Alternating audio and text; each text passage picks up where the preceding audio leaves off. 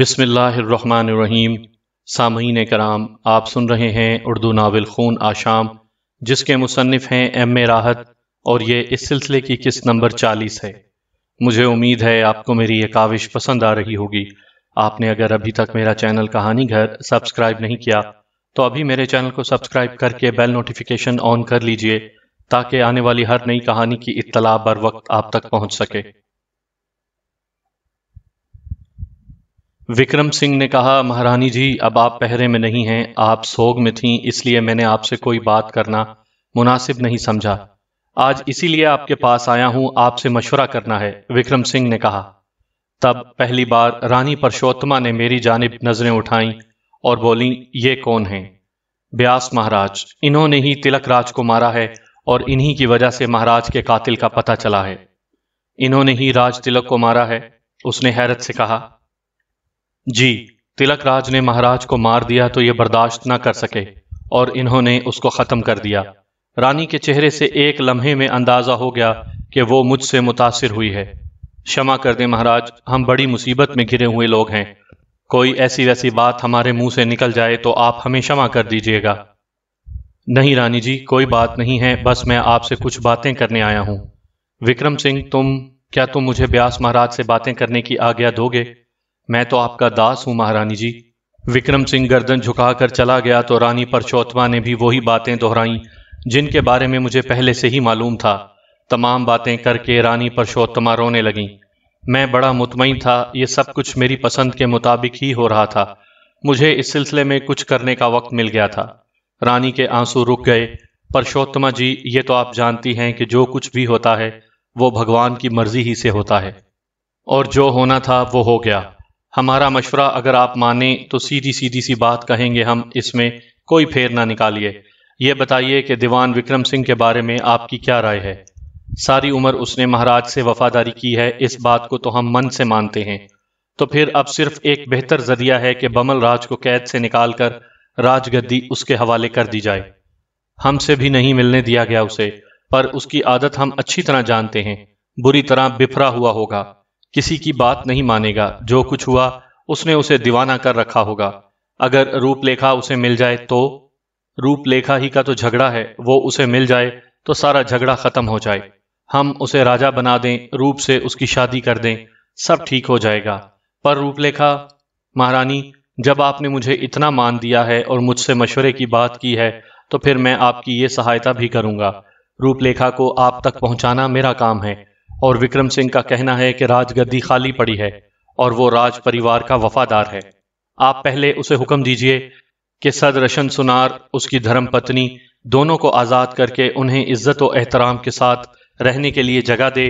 اس کے بعد میں روپ لیکھا کو ان کے پاس پہنچائے دیتا ہوں، پھر ہم بمل راج کو آزاد کریں گے۔ میں ہی یہ کام کروں گا، اور جو کچھ میں اس سے کہوں گا آپ لوگ اس کے بیچ نہ بولیے گا۔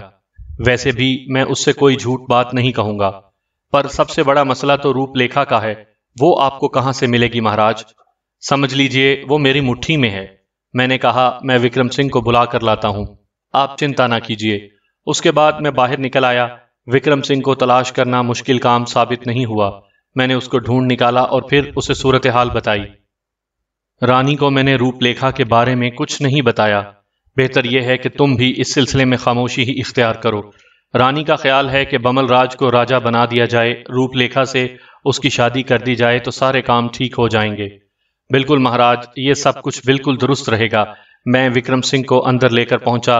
رانی پرشوتما نے میری ہدایت کے مطابق اس سے کہا، وکرم سنگھ مہاراج، بیاس کا کہنا ہے کہ تم ہم سے مذاق نہیں کر رہے اور جو کچھ کہہ رہے ہو وہی سچ ہے۔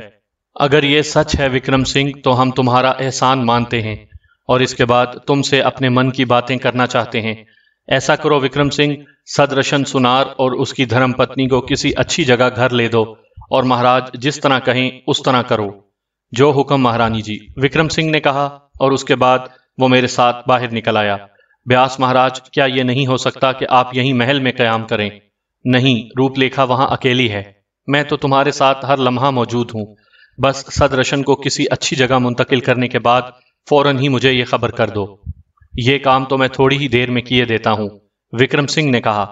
بہرحال میں گھوڑے پر بیٹھ کر واپس میلے میں پہنچ گیا تھا۔ دھرمپال سے تو خیر اس بارے میں کچھ کہنا بیکار ہی تھا، ظاہر ہے ان تمام معاملات سے اس کا کوئی گہرا تعلق نہیں تھا، وہ تو اسے جو دولت ملی تھی بس اس میں مست تھا، اور بار بار اس سلسلے میں پریشان ہو جاتا تھا کہ اتنی بڑی دولت کا مالک بننے کے بعد کیا اسے خانہ بدوشوں کی زندگی گزارنی چاہیے۔ بہرحال یہ اس کا معاملہ تھا، لیکن روپ لیکھا کو میں نے بڑی ذمہ داری کے ساتھ سمجھایا۔ دیکھو روپ لیکھا، چتر بنس مہاراج نے مجھے حکم دیا تھا کہ جس طرح بھی بن پڑے تمہیں تمہارے ماتا پتا تک پہنچا دوں، اور اس کے بعد تمہارے من کی مانگ تمہیں دے دوں۔ اب میں تمہیں تمہارے ماتا پتا کے پاس تھوڑی دیر میں لے جا رہا ہوں۔ وکرم سنگھ کے آدمی تھوڑی ہی دیر بعد میرے پاس پہنچ گئے۔ مہاراج وکرم سنگھ جی نے ہمیں آپ کے لیے حکم دیا ہے کہ آپ کو ایک جگہ پہنچا دیا جائے، اور یہ بھی کہا ہے انہوں نے کہ آپ نے جو آگیا انہیں دی تھی انہوں نے اس کا پالن کیا ہے۔ ہم رتھ لائے ہیں مہاراج، آپ کے ساتھ جسے بھی جانا ہے اسے اس رتھ میں بٹھا دیجیے۔ میں نے روپ لیکھا کو تیار کروایا اور دھرمپال سے کہا، میں جا رہا ہوں، راج محل کے کچھ کام نمٹانے ہیں، جیسا کہ میں نے تمہیں تھوڑا بہت بتا رکھا ہے۔ تم جب تک دل چاہے یہاں رہو، اور میں اپنے کاموں سے نمٹنے کے بعد تم سے ملوں گا، اور اگر تم یہاں سے جانا چاہو تو وہ بھی تمہاری مرضی ہے۔ جی مہاراج، اس نے کہا۔ روپ لیکھا کو رتھ میں بٹھا دیا گیا۔ میں رتھ بان کے ساتھ اپنے گھوڑے پر بیٹھ کر چل پڑا۔ وکرم سنگھ کے آدمی رہنمائی کر رہے تھے۔ واقعی ایک بہت خوبصورت گھر بنا ہوا تھا جس کے دروازے پر رتھ روکا گیا اور روپ لیکھا کو اتار کر اندر پہنچا دیا گیا۔ وکرم سنگھ کے آدمی مجھ سے اجازت لے کر چلے گئے۔ میں کافی دیر دروازے پر کھڑا رہا، اندر نہ جانے کیا کچھ ہو رہا تھا۔ مجھے البتہ رونے دھونے کی آوازیں دروازے کے باہر ہی سنائی دے رہی تھیں۔ انسان میں بعض اوقات ایسے ہی جذبات بیدار ہو جاتے ہیں کہ وہ بڑی بڑی باتیں بھول جاتا ہے۔ غالباً ان لوگوں نے مجھے بھلا دیا تھا، خصوصاً روپ لیکھا نے۔ کافی دیر کے بعد اسے میرا خیال آیا اور وہ دوڑی دوڑی دروازے پر آ گئی۔ شمع کر دیں بیاس مہاراج، اس کے پیچھے ہی پیچھے سدرشن اور اس کی پتنی بھی باہر آ گئے تھے۔ ان کی آنکھیں آنسوؤں سے بھیگی ہوئی تھیں، چہرے سرخ ہو رہے تھے۔ روپ لیکھا کی کیفیت بھی ان سے مختلف نہیں تھی۔ ابھی ابھی اس باولی نے ساری کہانی سنانے کے بعد چونک کر کہا کہ بیاس مہاراج تو دروازے کے باہر ہی کھڑے ہوئے ہیں۔ ہاں مہاراج، ہم آپ کے گناہ گار ہیں، اس طرح آپ کا اپمان ہوا ہے، اگر ہمیں क्षमा کر دیں تو ہمارے بھاگ ہوں گے۔ اندر آئیے مہاراج۔ نہیں سدرشن، میں خود ہی باہر کھڑا ہو گیا تھا تاکہ تم باپ بیٹی اپنے من کا بوجھ اتار لو۔ بہرحال ان لوگوں کے ساتھ بہت سی باتیں ہوتی رہیں۔ سدرشن اور اس کی پتنی تو میرے پیروں میں پڑ گئے تھے۔ بہرحال بمشکل تمام میں نے انہیں سنبھالا۔ سدرشن، سارے معاملات ٹھیک ہو گئے ہیں۔ تمہیں پتہ چل ہی گیا ہوگا کہ مہاراج اب اس سنسار میں نہیں رہے۔ اب اس کی ساری کہانی ختم کر دو، یہ بات کبھی زبان پر مت لانا۔ حالات ٹھیک ہو رہے ہیں، بمل راج راجہ بن جائے گا اور جلد ہی یہ ساری رسمیں پوری ہو جائیں گی۔ اس کے بعد وہ روپ لیکھا سے شادی کرے گا، بس تمہیں اس کے لیے تیار رہنا چاہیے۔ میں انہیں بہت سی باتیں بتاتا رہا۔ وکرم سنگھ سے میرا مسلسل رابطہ تھا، لیکن یہاں راجدھانی میں بمل راج کے راجہ بننے کی رسم پوری ہونے میں ابھی کچھ وقت تھا، کیونکہ میری خدمات ابھی بمل راجہ کے لیے ضروری تھیں، اور میں ہی قید خانے میں بمل راج سے جا کر ملا۔ نوجوان بہت خوبصورت تھا، جوش جوانی اور جوش جذبات میں ڈوبا ہوا، اور میں نے اسے اپنے بارے میں بتایا۔ میرا نام بیاس ہے اور میں ایک ضروری کام سے تیرے پاس آیا ہوں۔ جوگی سنت معلوم ہوتے ہو، کیا بات ہے؟ اتنا تو جانتا ہوں کہ مہاراج کے کہنے پر تم یہاں آئے ہوگے، کیونکہ یہ قید خانہ ایک خطرناک قیدی کے لیے ہے، اور اس خطرناک قیدی سے کسی کا ملنا یا کسی کا بات کرنا منع ہے۔ کہو جوگی مہاراج، مجھ جیسے بیکار آدمی سے کیا کام پڑ گیا؟ بمل راج، جوگی کہا ہے تو نے مجھے تو گیان کی کچھ باتیں سن۔ سورج نکلتا ہے چھپ جاتا ہے، چاند نکلتا ہے روشنیوں میں ڈوب جاتا ہے، سمے کبھی ایک جیسا نہیں رہتا، اور جو سمجھ لیتے ہیں کہ سمے کا ایک ہی پھیر ہے وہ خود پھیر میں پڑے رہتے ہیں اور اپنے جیون کے بارے میں صحیح فیصلہ نہیں کر پاتے۔ میں نے آخرکار اسے تمام باتیں بتانے کا فیصلہ کر لیا، اور کچھ دیر سوچنے کے بعد بمل راج کو تمام احوال سے آگاہ کر دیا۔ ساری بات سننے کے بعد وہ ایک دم خاموش ہو گیا، چہرے پر سوگواریت کی کیفیت طاری ہو گئی تھی۔ کیا تم مجھے یہاں سے نکال کر لے جا سکتے ہو؟ ہاں، میں ایسا کر سکتا ہوں، تو میرے ساتھ چلو۔ میں تمہاری باتوں پر وشواس کر لوں تو میرا کلیجہ پھٹ جائے گا۔ اتنی خوشی میں ایک ساتھ برداشت نہیں کر سکوں گا مہاراج، بھگوان کے لیے مجھے سہارا دو، مجھے اپنے ساتھ لے چلو، جو کہہ رہے ہو اس کا سچ ثابت کرو۔ بس اتنا کافی تھا، میں نے اس کا جوش ٹھنڈا کر دیا تھا، اور میں اسے ساتھ لے کر قید خانے سے باہر نکل آیا۔ وہ حیرت سے ایک ایک سپاہی کو دیکھ رہا تھا۔ जिन्होंने उसका रास्ता रोकने की कोशिश नहीं की थी, क्योंकि ये सब पहले से तय था। मैं उसे साथ लिए हुए रानी के पास पहुंचा और रानी उसे देखकर बिलक बिलक कर रो पड़ी। बमल राज ने माता के चरण छुए और दोनों एक दूसरे से गले मिलकर रोते रहे। मैंने ही मुदाखलत करके उन्हें होश दिलाया था। पहले भी कह चुका हूं बमल राज कि आंखों से आंसू निकलने से बहुत नुकसानात हो जाते हैं। रानी, इसे समझाओ। पुरजा इसे रोती देखना पसंद नहीं करेगी। महाराज ब्यास बच्चा ही तो है, मन भर आया होगा, कैसे दुख उठाए हैं मेरे लाल ने। लेकिन अब ये बच्चा नहीं, यहाँ का राजा है, इसे राजाओं की तरह बात करनी चाहिए। जाओ बमल राज, नहा धोकर राजकुमारों के कपड़े पहनो, और महारानी जी आप अपने दीवान को हुक्म दीजिए कि वो महाराज बमल राज के सामने आकर अपनी वफादारी का ऐलान करे। मेरी बातें खासी कारामद साबित हो रही थीं उन लोगों के लिए। सो यूं ही हुआ, बमल राज ने अपना हुलिया दुरुस्त किया और उसके बाद विक्रम सिंह ने अपनी तलवार उसके चरणों में रख दी। बमल राज को तो वो मिल गया था जो उसके लिए नाकाबिले यकीन था। बहरहाल ये मामला हमवार होते चले गए और बमल राज के मन को शांति मिल गई। उसने अपने आप को पूरी तरह संभाल लिया था। लेकिन अब इसका मुझसे बड़ा दोस्त और कौन हो सकता था। सो उसने मन की बात मुझसे कही। मुझे रूपलेखा से तो मिला दीजिए एक बार महाराज। राजपाट संभालोगे या प्रेम फेर में पड़ जाओगे? मेरे मन पर तो प्रेम ही का राज है महाराज। भगवान की सौगंध, अगर आप ये कहें कि राजगद्दी मैं किसी को दे दूं और उसके बदले में मुझे रूपलेखा मिलेगी, तो मैं सोचने को भी पसंद नहीं करूंगा। बावले, रूपलेखा तो तेरे जीवन का एक हिस्सा बन ही चुकी है। पहले अपना राजपाट संभाल। बहरहाल उसके मन की शांति के लिए मैंने रूपलेखा को उससे मिला दिया। अब ये तो नहीं कह सकता कि दो प्रेमी इस तरह जब बिछड़ने के बाद मिलते हैं तो क्या बातें करते हैं। ना तो ये बातें मेरे सामने होती और ना ही मेरा वहां रहना बेहतर था। सो मैंने वो जगह छोड़ दी और उसके बाद जो नतीजा हुआ मेरी काविशों का, वो अच्छा था। बमल राज के मन को शांति मिल गई और फिर उसकी ताजपोशी की रस्में पूरी होने लगीं। माधोपुरी में जगमान की मौत का सोग जैसे भी मनाया गया हो, इसका कोई खास एहसास नहीं था। लेकिन बमल राज की ताजपोशी का जश्न 3 दिन तक मनाया गया था और तमाम लोग खुश नजर आते थे। माधोपुरी की गलियां, कूचे, बाजार सब सज गए थे और मैं इंसानों की यह कहानी देख रहा था जिसमें थोड़े थोड़े वक्त के बाद कोई ना कोई ऐसी तब्दीली पैदा हो जाती थी जो इंसानों के लिए खुशी का बाइस ही होती थी। न जाने क्यों कभी कभी मुझे ये एहसास होता था कि मैं इनमें से नहीं हूं, बहुत अलग हो गया हूं मैं इनसे और अपने आप को इनके साथ रखकर सोच ही नहीं सकता। बहरहाल ये सारे काम हुए। फिर एक दिन यूं हुआ कि इधर तो सारी तैयारियां हो रही थीं और उधर मैं अपने इत्मीनान से एक जगह मौजूद था। मैंने एक बार मेले का चक्कर लगाया। मेला तो खैर खत्म हो ही गया था जगमान की मौत के बाद, लेकिन कुछ लोग वहां मौजूद थे। अलबत्ता उन लोगों में धर्मपाल मौजूद नहीं था। उसने जो मुझे कई दिन तक गायब पाया तो ये सोचकर चुपचाप वहां से भाग गया कि कहीं हालात और माहौल में कोई तब्दीली ना रूनुमा हो जाए और उसे जो कुछ मिला है उससे छिन ना जाए। मुझे धर्मपाल के इस तरह भाग जाने पर खूब हंसी आई थी। एतबार नहीं किया था ससुरे ने मुझ पर। अरे मुझे क्या लालच थोड़ी बहुत चीजों का। मैं तो अगर चाहता तो अपने इर्द गिर्द इतना कुछ कर सकता था कि शायद मेरे मुकाबले पर कोई होता भी ना। तो यूं हुआ कि विक्रम सिंह मेरी रिहाइश गाह पर आया। सारे काम ही ठीक हो चुके थे और माधोपुरी के हालात बहुत बेहतर हो गए थे। विक्रम सिंह ने मुझसे अपनी अकीदत का इजहार करते हुए कहा कि महाराज आपके चरणों की बरकत से माधोपुरी की बिगड़ी बन गई, वरना इतने बुरे हालात हो चुके थे हमारे कि हमारी समझ में नहीं आता था कि आने वाले समय में क्या होगा। भगवान की सौगंध, मैं तो ये सोच रहा था कि किसी दिन खामोशी से सब कुछ छोड़ छाड़ कर भाग जाऊं। अरे मैं तो इन सब का वफादार था, इनकी सेवा करता था, इनकी पूजा करता था और लगता यूं था जैसे वो लोग मुझे गद्दार समझते हों। एक तरफ अगर महाराज को किसी बात से रोकता था तो वो मुझे शक की नजरों से देखने लगते थे। और ये तो आप जानते ही हैं महाराज कि रानी परशोत्तमा और बमल राज तो मुझ पर कोई विश्वास ही ना करते थे। पर अब भगवान की दया से सब ठीक हो गया।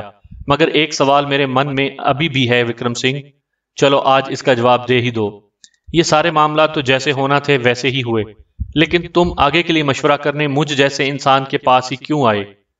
मैं चंद्रिका का दास हूं, विक्रम सिंह ने बताया। मैं चौंक गया। चंद्रिका का नाम मेरे लिए अजनबी नहीं था। चतुर्बंश ने मुझे चंद्रिका के बारे में बहुत कुछ बताया था। चंद्रिका का दास? मैंने चौंक कर कहा। हाँ महाराज, महामती चंद्रिका। यह भी एक अजीब कहानी है महाराज। माधोपुरी से कोई 2.5 कोस दूर एक मंदिर है, वीराने में बना हुआ टूटा फूटा मंदिर। لیکن اب میں نے اسے ٹھیک کرا دیا ہے۔ چونکہ اس کے آس پاس کوئی آبادی نہیں ہے، اس لیے اس مندر میں کوئی پوجا پاٹ نہیں ہوتی۔ ایک دفعہ میں ادھر جا نکلا اور نہ جانے میرے من میں کیا سمائی کہ میں اس ٹوٹے پھوٹے مندر میں پہنچ گیا۔ وہاں میں نے چندرکا کا بت دیکھا۔ کچھ ایسے حالات میں پہنچا تھا میں وہاں جن سے مجھے پریشانی تھی۔ میں رات بتانے کے لیے وہیں مندر میں ٹھہر گیا۔ تھوڑی سی جگہ صاف ستھری کی تو من میں یہ خیال آیا کہ چھوٹا سا مندر تو ہے ہی، سمے بتانے کے لیے کیوں نہ اس کی صفائی ہی کر ڈالوں۔ وہیں درختوں کے پتوں کی جھاڑو بنا کر میں نے مندر کو صاف ستھرا کرنا شروع کر دیا۔ میں نے وہ مجسمہ مندر کے اندرونی حصے میں دیکھا تھا اور بڑی ہی سندر مورت تھی وہ۔ من ہی من میں نے اسے پسند کیا، اسے بھی صاف کر دیا۔ پھر آدھی رات کا سمے تھا جب میں نے اس مجسمے سے روشنی پھوٹتی ہوئی دیکھی، اور اس کے بعد میں نے دیکھا کہ اس نے اپنی جگہ چھوڑ دی۔ آپ خود سوچیں ڈر کے مارے میری کیا حالت ہوئی ہوگی۔ پتھر کا ایک بت چلتا ہوا کمرے سے باہر نکل گیا تھا۔ بہت دیر تک تو میں خوف میں ڈوبا رہا۔ پھر من میں یہ خیال جاگا کہ ذرا دیکھوں تو صحیح کہاں گیا ہے یہ بت۔ میں نے اسے مندر کے باہر ٹہلتے ہوئے دیکھا۔ آسمان پر چندرما ساری روشنی لیے موجود تھا اور دھرتی اس کی روشنی سے جگمگا رہی تھی۔ میں حیرانی سے مجسمے کو دیکھتا رہا۔ تبھی اس کی نگاہیں میری جانب اٹھیں اور وہ آہستہ آہستہ چلتی ہوئی میرے قریب آ گئی۔ اس نے مجھے بتایا کہ میں چندرکا ہوں، تو نے مندر کی صفائی ستھرائی کی ہے، میں تجھ سے خوش ہوں۔ یہ میرا مندر ہے۔ بس مہاراج، میں مہامتی کے چرنوں میں جھک گیا اور انہوں نے اپنا ہاتھ میرے سر پر رکھ دیا۔ اس دن سے میں مہامتی کا پجاری ہوں۔ میں نے مندر کی مرمت کرائی اور اب بھی جب کبھی میں وہاں جاتا ہوں تو صفائی ستھرائی کا انتظام کر کے جاتا ہوں، وہاں دیے جلاتا ہوں۔ پچھلے دنوں بھی میں اسی پریشانی میں ڈوبا ہوا وہاں پہنچ گیا۔ جب بھی مجھے کوئی پریشانی ہوتی ہے میں مہامتی کے چرنوں میں پہنچ جاتا ہوں اور وہ مجھے میری پریشانی کا کوئی اپائے بتا دیتی ہے۔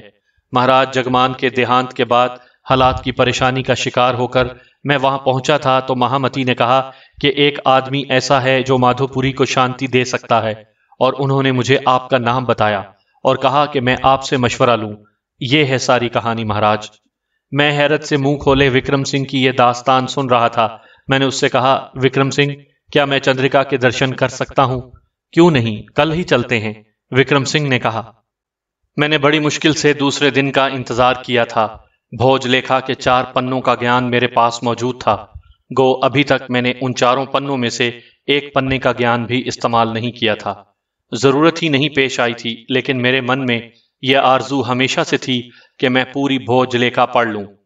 چتر بنس نے چندرکا کے بارے میں بتایا تھا، اسی وقت سے میں چندرکا کی طلب میں لگ گیا تھا، لیکن کوئی ایسی پیش رفت نہیں ہوئی تھی جس سے میں چندرکا کے قریب پہنچ سکتا، اور اب حالات نے یہ بتایا تھا چندرکا کا مجسمہ بول سکتا ہے۔ اس کا مطلب ہے کہ وہ مندر اس کی ملکیت ہے، ہو سکتا ہے وہ اسی کا گھر ہو۔ بہرحال وکرم سنگھ نے دوسرے دن تیاریاں کیں اور ہم گھوڑوں پر سوار ہو کر چل دیے۔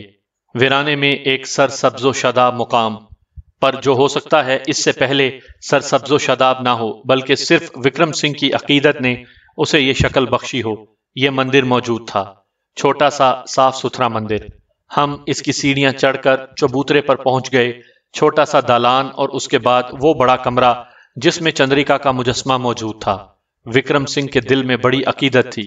اس نے مجسمے کے پاس جانے سے پہلے درختوں وغیرہ سے گرے ہوئے پتوں کی صفائی کی۔ بڑی عقیدت سے وہ سارے کام کرتا رہا۔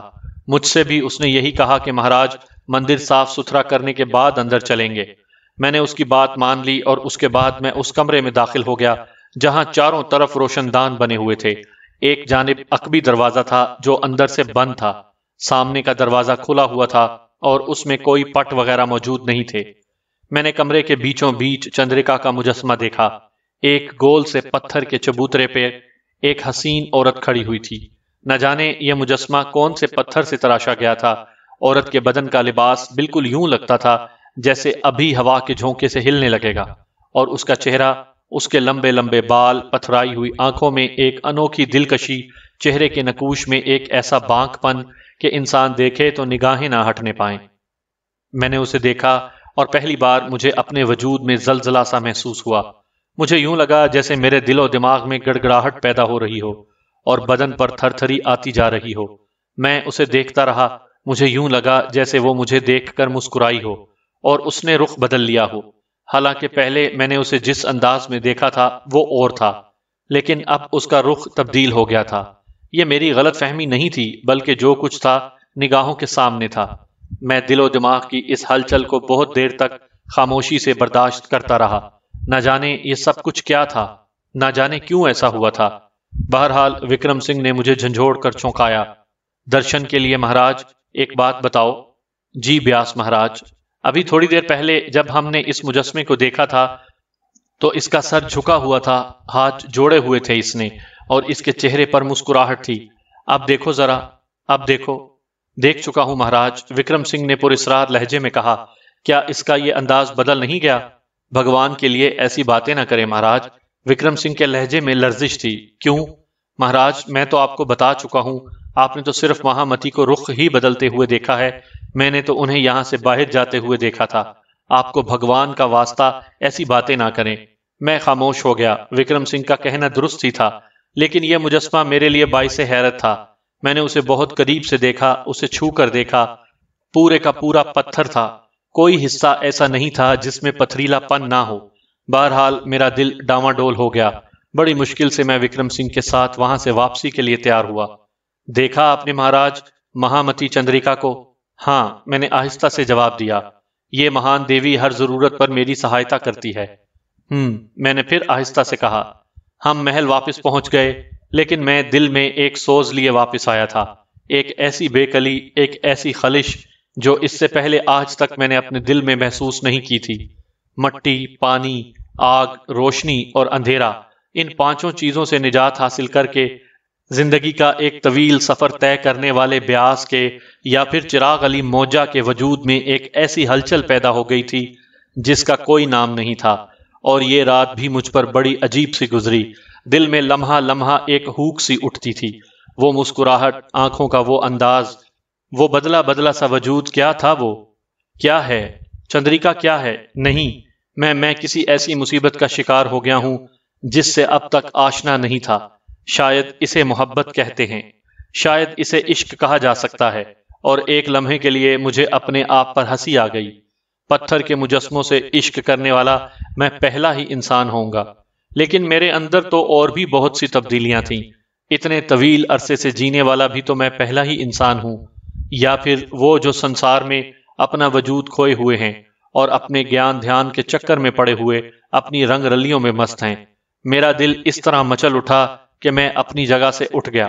میں چندریکا کے مندر جانا چاہتا تھا، میں ایک بار پھر اس حسین وجود کو دیکھنا چاہتا تھا۔ میرے ہوش و حواس کی دنیا تہ و بیلا ہو گئی تھی، اور اپنی زندگی کے انوکھے پن پر مجھے خود ہی ایک شرمندگی کا احساس ہوتا تھا۔ لیکن بدقسمتی یہ تھی کہ میرا وجود پتھریلا نہیں تھا، گوشت پوست کا بنا ہوا تھا۔ دل و دماغ بھی تھے، ان میں انسانیت کے لیے محبت اور ہمدردی بھی تھی۔ میں نے لوگوں کے لیے جو کچھ کیا تھا وہ اپنے جذبوں سے مجبور ہو کر ہی کیا تھا۔ گویا انسانی سرشت، انسانی فطرت مجھ سے ابھی تک نہیں چھینی تھی، اور اسی فطرت میں تو عشق پلتا ہے۔ بہرحال نہ باہر نکلنا مشکل تھا، نہ گھوڑے کا حصول۔ راستوں کا تعین حالانکہ اس وقت میں نے نہیں کیا تھا، لیکن یوں لگتا تھا جیسے میرا جذبہ شوق مجھے صحیح سمت لے جا رہا ہو۔ 2.5 کوس کا فاصلہ ہی کتنا دور سے میں نے چاندنی میں چمکتا ہوا مندر دیکھ لیا، اور مندر دیکھ کر میرے دل کی دھڑکنیں پھر سے تیز ہو گئیں۔ لرزتے قدموں سے اندر پہنچا اور پھر اس دروازے سے اندر داخل ہو گیا جس کے دوسری جانب چندریکا پھول کی طرح کھلی ہوئی تھی۔ میں اس کے سامنے پہنچ گیا اور مبہوت ہو کر اسے دیکھنے لگا۔ آہ، کتنی سندر ہے وہ، کیسی پیاری، کیسی انوکھی۔ میں اسے دیکھتا رہا اور اچانک ہی میں نے محسوس کیا کہ اس نے پہلو بدلا ہے۔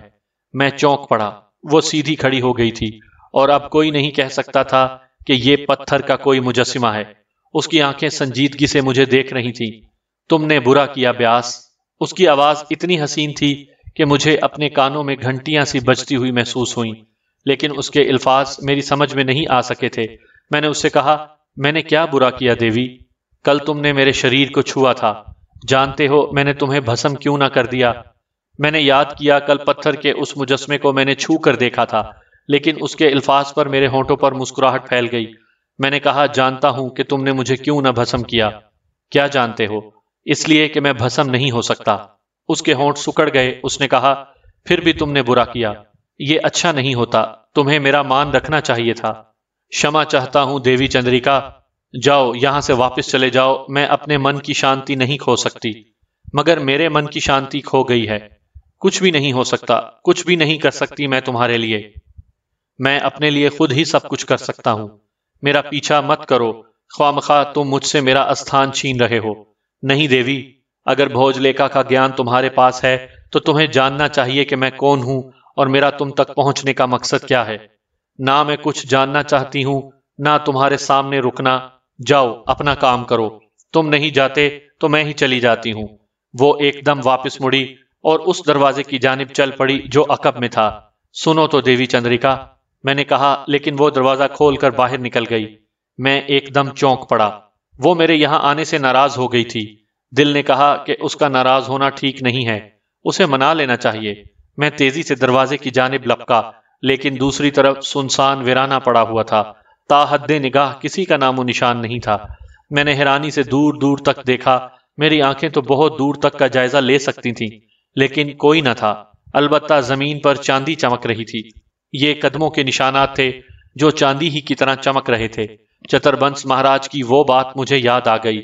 चंद्रिका जहां से गुजरती है वहां जमीन पर उसके कदमों के निशानात चांदी की तरह चमकते हैं। ये निशानात मेरे रहबर थे। मैं उनके सहारे आगे बढ़ने लगा। मैं चंद्रिका को पा लेना चाहता था। मेरे मन को पहला रोग लगा था, और अगर मेरे मन को रोग लग जाए तो भला मिजाल है किसी की कि वो मुझे ना मिल सके। कदमों के ये निशानात मेरे रहनुमा थे। मैं उनकी सीध में चलता रहा और मेरी लगन मुझे आगे बढ़ाती रही। आहिस्ता आहिस्ता रात गुजर गई। सुबह की रोशनी नमूदार हुई, लेकिन कदमों के ये निशानात सुबह की रोशनी में भी जगमगा रहे थे। सूरज की किरणें या चांद की चांदनी उनसे उनकी हैसियत नहीं छीन सकी थी। चंद्रिका इतनी दूर तक आ गई थी कि मुझे हैरानी हो रही थी। सुबह की रोशनी धूप की तपिश में बदल गई। सूरज आसमान पर बुलंद हो गया, लेकिन मैं कदमों के निशानात पर आगे बढ़ता चला जा रहा था। माधोपुरी कितनी दूर रह गई मुझे कोई अंदाजा नहीं था। इंसानी आबादियों से कितना फासला हो गया है मेरा, मुझे उससे कोई गर्ज नहीं थी। मैं तो बस अपनी धुन में मस्त चला जा रहा था, यहां तक कि सूरज ढल गया और उसके बाद अचानक ही मेरा दिल धड़कते धड़कते रुक गया।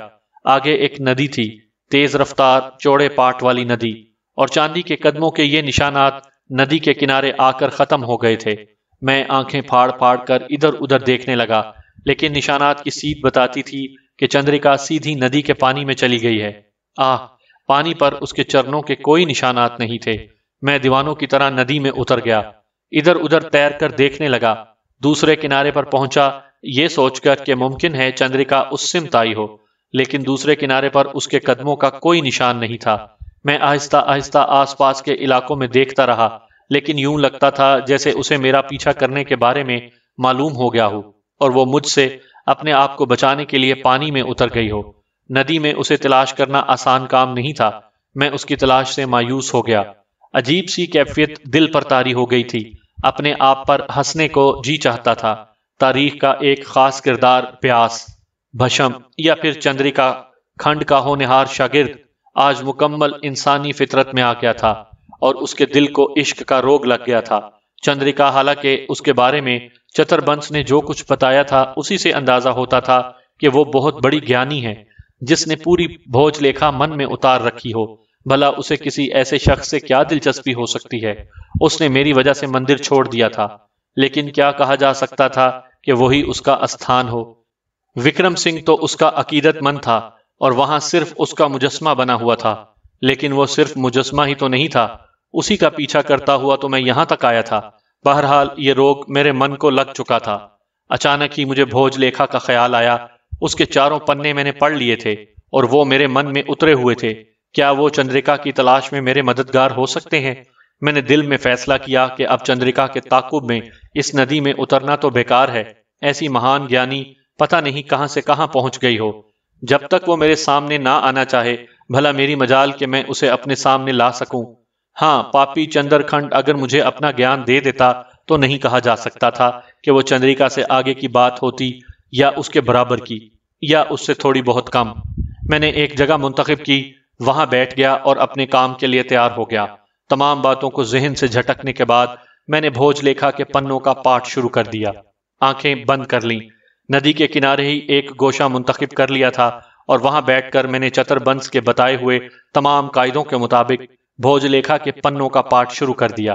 میرے من میں خیالات اترنے لگے، ایک ایک لفظ میری آنکھوں سے گزرنے لگا، اور میں نے چتر بنس کے بتائے ہوئے اصولوں کے مطابق بھوج لیکھا کے پنوں میں اپنی مشکل کا حل تلاش کر لیا۔ تب میری نگاہیں ایک جگہ رک گئی تھیں۔ لکھا تھا، منو کامنائیں سنسار میں انسان کی سب سے بڑی دشمن ہوتی ہیں، ان کے پھیر میں پڑے تو سنسار سے کبھی چھٹکارا نہیں ملے گا۔ پھر بھی اگر ایسی ہی مشکل پیش آئے تو رنتھنا سے گیان لیا جائے۔ رنتھنا بوڑھا سادھو ہے، دریا پار کرو گے تو جنگل ملے گا، جنگل میں اندر گھستے چلے جاؤ، جہاں بہت سے درخت ایک دوسرے سے سر جوڑے باتیں کر رہے ہوں وہاں رک جانا، ان کے نیچے ہی رنتھنا کا استھان ہے۔ رنتھنا ہی تمہیں بتائے گا کہ تمہاری منو کامنا کیسے پوری ہوگی۔